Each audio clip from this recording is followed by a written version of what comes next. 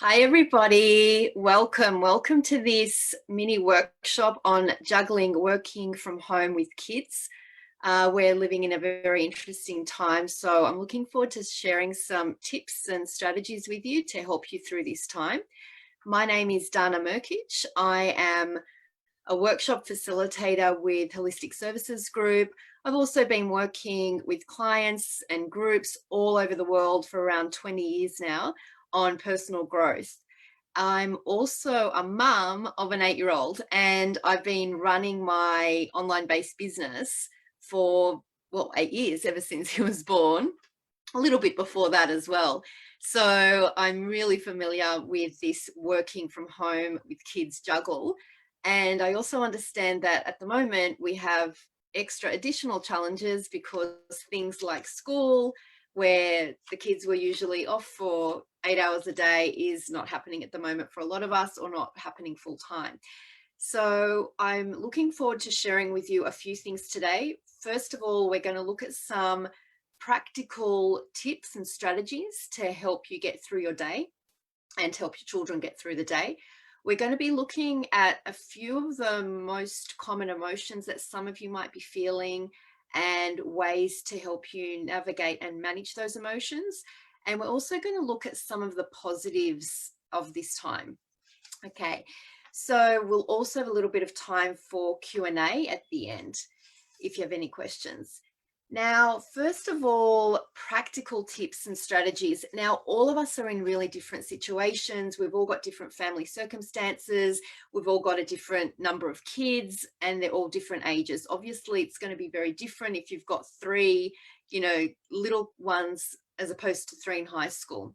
So everything that I say here, pick and choose. Do what works for you and do what works for your circumstances and your family. I'm going to give you a whole bunch of practical tips here, and you just, even if you choose one or two that work for you, that's awesome. Firstly, I think a daily rhythm is really, really important, and rhythm is just another word for routine. However, I think rhythm gives us this feeling of it's a structure that holds our day, yet is flexible, and that we can tweak it. So for example, what we're doing here at home is having set times for, right, this is the official start of the day, morning tea time, lunchtime, school ends. And obviously things are going to shift and change depending on if you've got a particular meeting on or whatever's going on. But if you have that general container and the general daily rhythm to a day, it really helps from the get-go keep things from going pear-shaped. What I also recommend is I've actually set an alarm, a recurring daily alarm for each of those things. I've made it a really lovely church bell alarm, so you don't want that alarm. Choose something really, really soothing.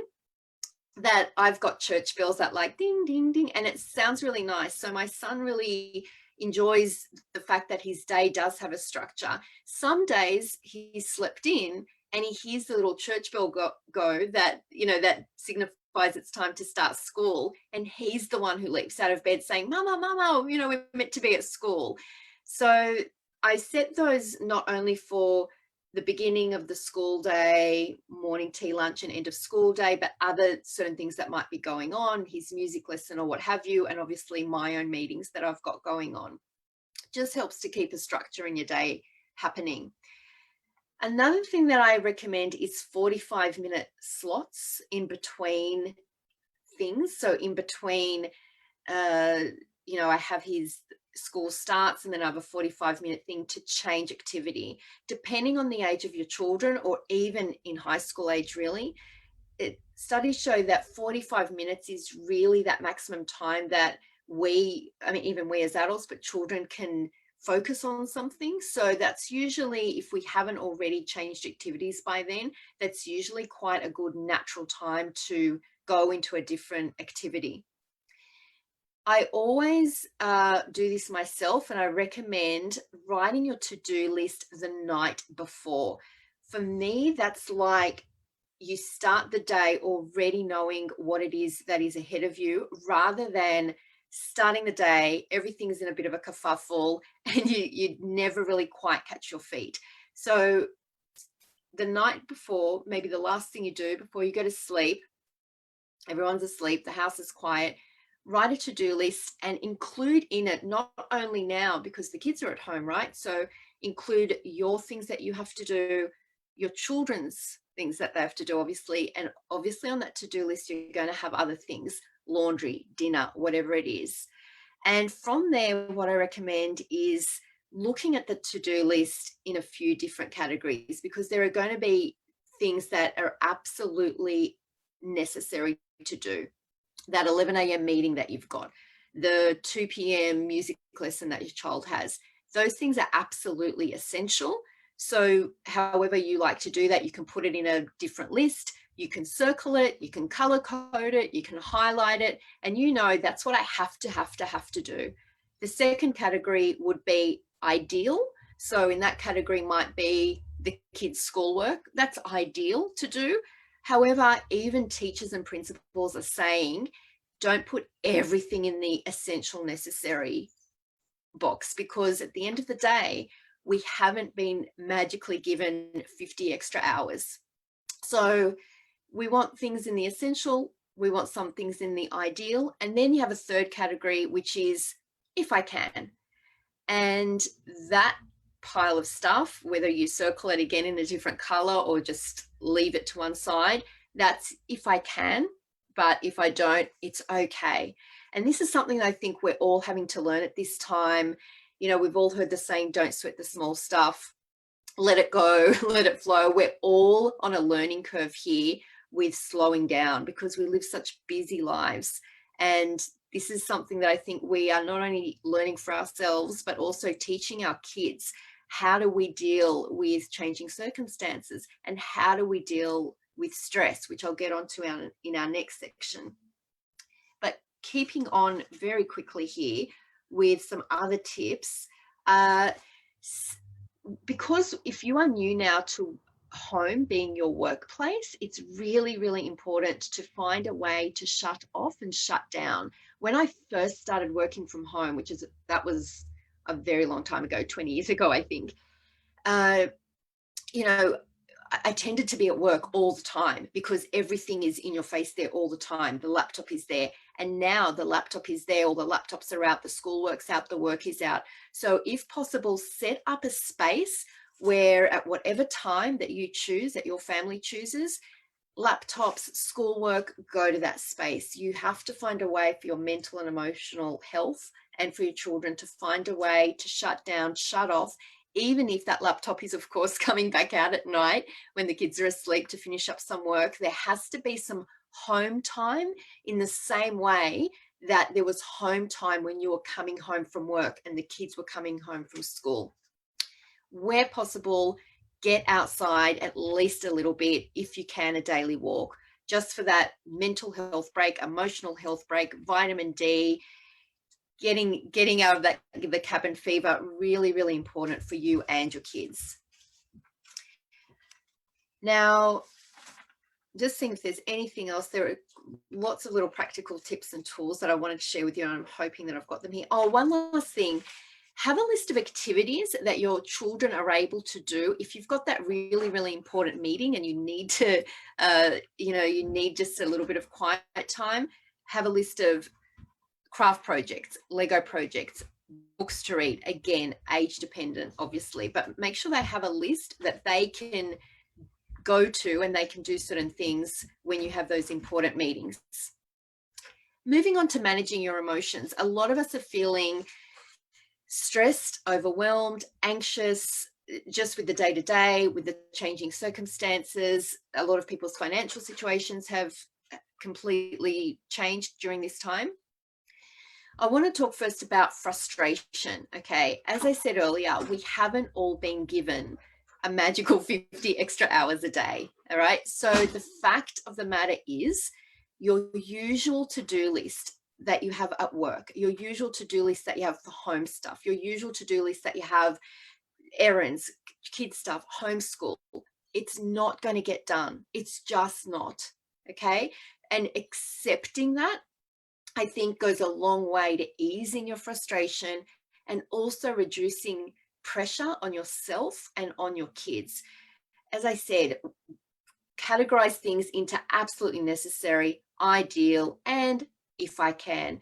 And what I'm finding is hopefully your workplaces are very understanding about that, because at the end of the day, we're all in the same boat here. And certainly, if the workplaces aren't as understanding, certainly schools are. And I'm hearing over and over and over again from our teachers at school, from the principal at school, please, the children's emotional well-being and your emotional well-being is much more important than checking off every single thing that they have to do. Okay, even a principal quite often says, with anything that they are doing work-wise, book-wise, computer-wise, make sure that their creative time, their play time, their outdoor time, even learning to bake a cake, whatever it is, folding laundry, helping you with the housework, make that twice as big as any school stuff or computer remote learning oriented stuff. Overwhelm. This happens, I find, when we are trying to do too much at once, or when we have forgotten our to-do list. Really quick example, the other day I got in an absolute fluster. We were running behind all day. I felt like nothing was getting done. Wheels were falling off the bus. I knew I had to pick up a car part and I had to get there before the shop shut. I still wanted to have lunch. I had to have a shower. I wanted to somehow get some sort of exercise in. And I could feel my heart fluttering, and I was really about to hyperventilate. And my son said, my 8-year-old son, Mama, did you write your list today? Because he's now learned and taught from watching me that if I write my list, it's all good. The day tends to go pretty well. If I don't have a list, it all goes pear-shaped. And again, the list isn't to lock you into anything. It's to give you just that structure and container to hold the day. And I said to him, actually, I didn't. I'd forgotten to write a list. I took a minute, I sat down, I wrote a list, I took a breath, I did one thing at a time. And guess what? Much to my shock, actually, we actually got everything done. We actually did go for a little walk. I had a shower, had lunch, we went to get the car part, and he got his schoolwork done. So things that seem impossible, really, honestly, take that 1 minute, write a list, and suddenly it feels like you come back to center and come back to balance. Stress. It's really important more than ever to find ways to stay, if not stay on top of your stress, find ways to soothe your stress and make that a priority. So like I did the other day, I realized, wow, I'm in stress mode here. I'm about to hyperventilate. So I stopped, took a breath. So stop, take a few deep breaths. If you're feeling overwhelmed, get your kids in on the act, get them to do some deep breaths if they're losing it a little bit. Put on a 5-minute guided meditation. There are so many of them out there now, or just even some little music for a minute. Do some stretches and get them all in on the act. Say, okay, it's stretch time, or depending on their age, time to shake out the sillies. Kids need to move. They get so wriggly. So they don't fight against that. They need to move. If they're getting wriggly, okay, right, pens down, laptops off, let's just go shake it out and do a little dance in the lounge room. Sometimes you think, I don't have time. 30 seconds or a minute of that makes a complete difference to your headspace and theirs. Walk breaks, as I said before. We don't have our usual support structures of school, of after school care, friends, family, play dates. So go easy on yourself, okay? Try and get that, pressure and self-criticism away, and just realize, you know what, this isn't going to be forever. It's not going to be forever. Things are going to be back to normal. You're not superhuman.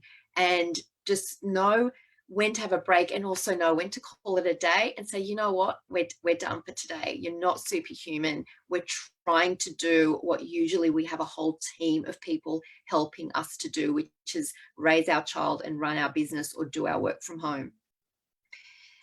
Now, looking at the positives of this situation, I think that we're all receiving, aside from the obvious stresses, obvious financial stresses, obvious emotional stresses, not to discount that at all, but we are also receiving, I think, a much needed slowing down. We were all living such busy lives. There's less pressure now to be busy and social because actually it's not possible at the moment.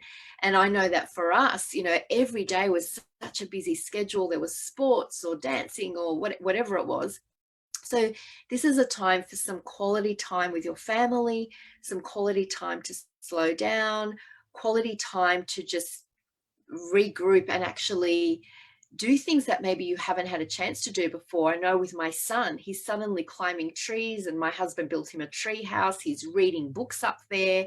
So children are re-engaging with things that perhaps we used to do when we were younger that maybe they haven't been doing. So there are a lot of positives, I feel, that are going to come from this time and are already coming from this time, not only with the family unit, but with the children's own innate creative play processes and their own need to slowing down. I know usually, sometimes in term time, my son says, "Oh, what do we have to do this afternoon?" Even though he loves it when he gets there. He loves soccer when he gets there, but they all needed a break, I feel. And this is a forced break that we probably had to have.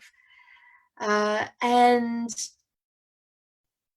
yeah, it's a reminder of what's important, I think. So thank you all very much for being with us today. If you have parents that you know in your workplace, or even friends that are parents that are doing this juggle at the moment, please, if you enjoyed this today and if you found it helpful, please send them along to watch it. If this is something that you think your workplace would be interested in, contact Holistic Services Group, and we can certainly create some sort of workshop for your workplace. If you have any questions at all, please feel free to unmute, and I'm available right now if you have any questions about anything that is going on for you with this juggle.